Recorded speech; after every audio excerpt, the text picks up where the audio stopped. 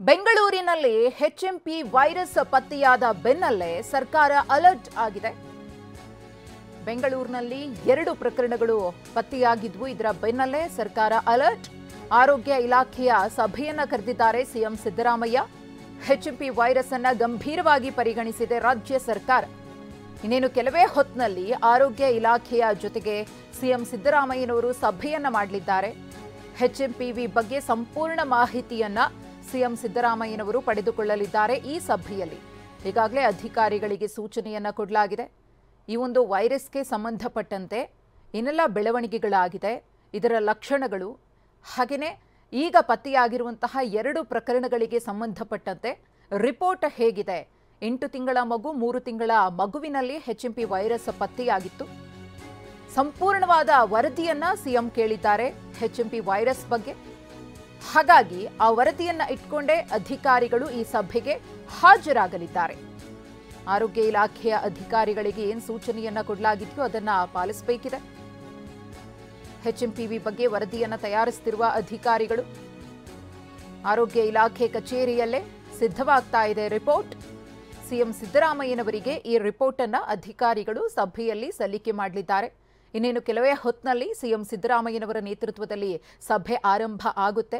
2 ಪ್ರಕರಣಗಳು ಪತ್ತೆಯಾದ ಬೆನ್ನಲ್ಲೇ ಸಿಎಂ ಸಿದ್ದರಾಮಯ್ಯನವರು ಕೂಡ ಪ್ರತಿಕ್ರಿಯೆಯನ್ನ ಕೊಟ್ಟಿದ್ರು. ಈ ವೈರಸ್ ಏನು ಅಪಾಯಕಾರಿ ಅಲ್ಲ, ರಾಜ್ಯದ ಜನತೆ ಆತಂಕ ಪಡುವ ಅಗತ್ಯವಿಲ್ಲ, ಆದರೆ ಎಚ್ಚರಿಕೆಯನ್ನ ವಹಿಸಿ ಸರ್ಕಾರವೂ ಕೂಡ ಅಲರ್ಟ್ ಆಗಿರುತ್ತೆ, ಮುಂಜಾಗ್ರತಾ ಕ್ರಮಗಳನ್ನು ತೆಗೆದುಕೊಳ್ಳುತ್ತೆ ಅಂತ ಹೇಳಿದ್ರು. ನಿನ್ನೆ ಮಾತನಾಡಬೇಕಿದ್ರೆ ಇವತ್ತು ಮುಂದುವರೆದ ಭಾಗವಾಗಿ ಆರೋಗ್ಯ ಇಲಾಖೆ ಅಧಿಕಾರಿಗಳ ಜೊತೆಗೆ ಸಭೆಯನ್ನ ಮಾಡ್ತಿದ್ದಾರೆ.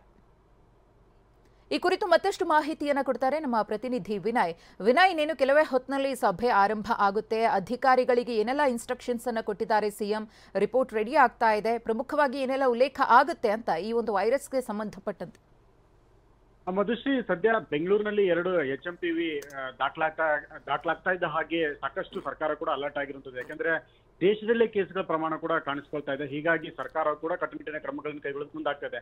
ಕೇಂದ್ರ ಸರ್ಕಾರವು ಕೂಡ ಸಭೆ ಮೇಲೆ ಸಭೆಯನ್ನ ಮಾಡಿ ಅಲರ್ಟ್ ಅನ್ನ ಹೇಳ್ತಾ ಇದೆ. ಹೀಗಾಗಿ ರಾಜ್ಯ ಸರ್ಕಾರ ಕೂಡ ಇದ್ರ ಬಗ್ಗೆ ಒಂದಿಷ್ಟು ಗಮನವನ್ನ ಹರಿಸಿರುವಂತದ್ದು. ಸದ್ಯ ಈಗಾಗಲೇ ಬೆಳಗ್ಗೆಯಿಂದನೂ ಕೂಡ ಸೇಮ್ ಕೆಲವೊಂದಿಷ್ಟು ಡಿಪಾರ್ಟ್ಮೆಂಟ್ಗಳ ಜೊತೆ ರಿವ್ಯೂ ಮೀಟಿಂಗ್ ಅನ್ನ ಮಾಡ್ತಾ ಇದ್ದಾರೆ. ಸದ್ಯ 4 ಗಂಟೆಯ ಬಳಿಕ ಆರೋಗ್ಯ ಇಲಾಖೆಯ ಜೊತೆ ಕೂಡ ರಿವ್ಯೂ ಮೀಟಿಂಗ್ ಇದೆ. ಈ ರಿವ್ಯೂ ಮೀಟಿಂಗ್ ಅಲ್ಲಿನೇ ಪ್ರತ್ಯೇಕವಾಗಿ ಎಚ್ಎಂಪಿವಿ ಬಗ್ಗೆ ಕೂಡ ಕೆಲವೊಂದಿಷ್ಟು ಡಿಸ್ಕಷನ್ ಮಾಡ್ತಾ ಇದ್ದಾರೆ. ಹೀಗಾಗಿ ಸರ್ಕಾರದ ಪ್ರಧಾನ ಕಾರ್ಯದರ್ಶಿಗಳು ಮತ್ತು ಆರೋಗ್ಯ ಇಲಾಖೆಯ ಆಯುಕ್ತರು ಜೊತೆಗೆ ಬೇರೆ ಆರೋಗ್ಯ ಇಲಾಖೆಯ ಹಿರಿಯ ಅಧಿಕಾರಿಗಳು ಸೇರಿದಂತೆ ಅನೇಕರು ಭಾಗಿಯಾಗ್ತಾ ಇದ್ದಾರೆ.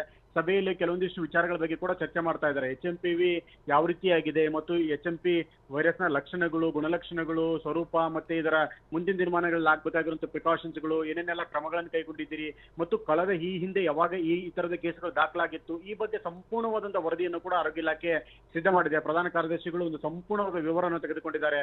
ಈ ಹಿಂದೆ ಈ ತರದ ಕೇಸ್ಗಳು ಯಾವಾಗ ಬಂದಿತ್ತು, ಆಗ ಯಾವ ರೀತಿಯಾಗಿ ಇದರ ರಿಯಾಕ್ಷನ್ ಇತ್ತು ಮತ್ತು ಅದು ಎಷ್ಟು ಮಟ್ಟಿಗೆ ಆ ಸಮಯದಲ್ಲಿ ಸಮಸ್ಯೆಯನ್ನು ಮಾಡಿತ್ತು, ಜೊತೆಗೆ ಈಗ ಕೇಸ್ಗಳು ಯಾವ ರೀತಿ ಈಗಾಗಿದೆ ಮತ್ತೆ ಮುಂದಿನ ಮುನ್ನೋಟ ಹೇಗಿದೆ, ತಜ್ಞರೇನು ಹೇಳ್ತಾರೆ ಮತ್ತು ಎಕ್ಸ್ಪರ್ಟ್ಸ್ಗಳ ಮಾಹಿತಿ ಏನಿದೆ ಅನ್ನೋದನ್ನು ಕೂಡ ಈ ವರದಿಯಲ್ಲಿ ತೆಗೆದುಕೊಂಡಿದ್ದಾರೆ. ಹೀಗಾಗಿ ಸಿಎಂ ಮುಂದೆ ಕೂಡ ಈ ವರದಿಯನ್ನು ಇಡ್ತಾರೆ.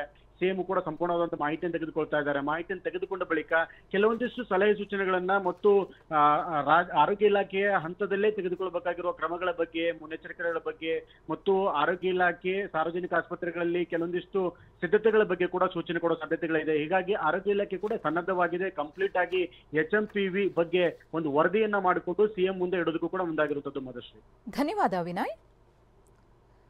ಇದೀಗ ಸಾಂಕ್ರಾಮಿಕ ರೋಗ ತಜ್ಞರಾಗಿರುವ ಸುನೀಲ್ ಅವರು ನಮ್ಮ ಜೊತೆಗೆ ದೂರವಾಣಿ ಸಂಪರ್ಕದಲ್ಲಿದ್ದಾರೆ. ನಮಸ್ತೆ ಡಾಕ್ಟರ್. ಈಗ ಎಚ್ಎಂಪಿ ವೈರಸ್ ಬಗ್ಗೆ ಸಾಕಷ್ಟು ಆತಂಕ ಮನೆ ಮಾಡಿದೆ. ಬೇರೆ ಬೇರೆ ದೇಶಗಳಲ್ಲಿ ಅದು ಸ್ಪ್ರೆಡ್ ಆಗ್ತಾ ಇರುವಂತಹ ರೀತಿಯನ್ನು ನೋಡಿದಾಗ, ಆದರೆ ಸದ್ಯಕ್ಕೆ ಆರೋಗ್ಯ ಸಚಿವರು ಕೂಡ ಹೇಳಿದ್ದಾರೆ, ಆರೋಗ್ಯ ಅಧಿಕಾರಿಗಳು ಕೂಡ ಹೇಳ್ತಿರೋದು ಆತಂಕ ಪಡುವ ಅಗತ್ಯತೆ ಇಲ್ಲ, ಎಚ್ಚರಿಕೆ ಇರಬೇಕಷ್ಟೇ ಅಂತ ಹೇಳಿ. ತಾವು ಏನು ಹೇಳ್ತೀರಿ ಅಂತ ಈ ವೈರಸ್ನ ಬಗ್ಗೆ? ಹೇಗಿರುತ್ತೆ ಗುಣಲಕ್ಷಣಗಳು, ತೀವ್ರತೆ ಹೇಗಿರುತ್ತೆ?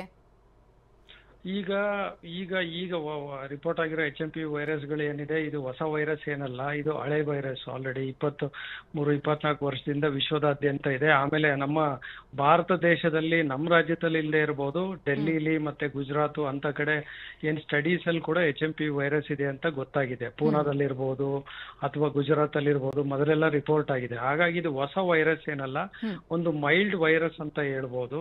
ಸೊ ಇದ್ರದ್ದು ಏನು ರೋಗ ಲಕ್ಷಣ ಅಥವಾ ಗುಣಲಕ್ಷಣ ಅಂತ ಹೇಳಿದ್ರೆ ಇದು ಸಿವಿಯಾರಿಟಿ ಏನು ಕಾಸ್ ಮಾಡಲ್ಲ. ಅಂದ್ರೆ ಒಂದು ನಾವು ಬೇರೆ ಏನು ರೆಸ್ಪಿರೇಟರಿ ವೈರಸ್ ಇರುತ್ತೆ ಅದೇ ತರ ಇದು ಒಂದು ಮೈಲ್ಡ್ ವೆರೈಟಿ ಇರುವಂತದ್ದು. ಸೊ ಏನಂದ್ರೆ ಕೆಲವು ಪ್ರಮಾಣ ಅಂದ್ರೆ ಯಾರು ವಲ್ನರಬಲ್ ಗ್ರೂಪ್ ಅಂತ ನಾವೇನ್ ಹೇಳ್ತೀವಿ ಅಂದ್ರೆ 2 ವರ್ಷದೊಳಗಿನ ಮಕ್ಳು ಇರ್ಬೋದು, 5 ವರ್ಷದೊಳಗಿನ ಮಕ್ಳು ಇರ್ಬೋದು, ಅವ್ರ ಒಂದು ಗ್ರೂಪು, ವಯಸ್ಸಾದವ್ರು ಇರ್ಬೋದು, ಅಥವಾ ಇಮ್ಯುನೋ ಕಾಂಪ್ರಮೈಸ್ಡ್ ಕ್ಯಾನ್ಸರ್ ಅಥವಾ HIV ಪೇಷಂಟ್ಸ್ ಇಂಥವ್ರು ಏನಿದೆ ಇವರಲ್ಲಿ ಸ್ವಲ್ಪ ಇದು ಏನಂದ್ರೆ ಏನೋ ಸ್ವಲ್ಪ ಸಿವಿಯಾರಿಟಿ ಮಾಡುವಂತ ಒಂದು ಸಾಧ್ಯತೆಗಳು ಇರುತ್ತೆ.